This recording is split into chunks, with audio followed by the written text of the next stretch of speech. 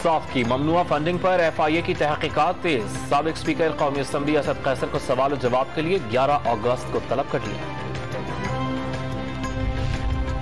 21 रुकनी पंजाब काबीना ने governor house Lahore में हलफ उठा लिया। तकरीब हलफ बरदारी में वज़ीर आला पंजाब चौधरी परवेज इलाही की भी शिरकत। तहरीक इंसाफ के रहनुमा फयाज ज़रा सिंह चौहान की बतौर तर्जुमान हुकूमत पंजाब दोबारा एंट्री। चीफ सेक्रेटरी पंजाब ने मजीद काम करने से माजरत कर ली। वफाकी हुकूमत को मुरासला इरसाल।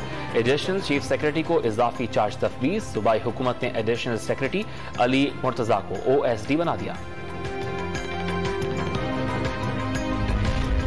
पाकिस्तान तहरीक इंसाफ ने 9 हल्कों में इंतखाबी ज़िमनी इंतखाबात का शेड्यूल चैलेंज कर दिया। इस्तीफों की मरहलावार मंजूरी के खिलाफ दरखास्त पर जेर इल्तवा है। इस्लामाबाद हाईकोर्ट से शेड्यूल मुअत्तल करने की सदा। समाअत बुध को होगी।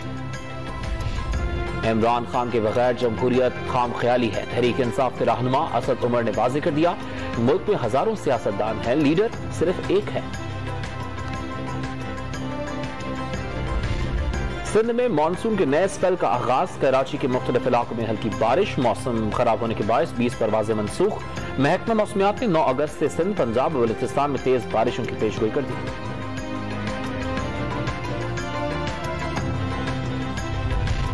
बहावलपुर में मानसून बारिशों के बाद सीवरेज निजाम बैठ गया। सैटेलाइट टाउन में गटर का पानी घरों में दाखिल होने से एक मकान गिर गया।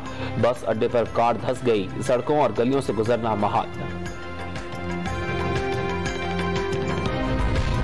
कराची के नालों के अतराफ हिफाजती दीवारें न होने से नुकसानात बढ़ने लगे। शहरी कब तक अपने घर नालों में बहते देखते रहेंगे?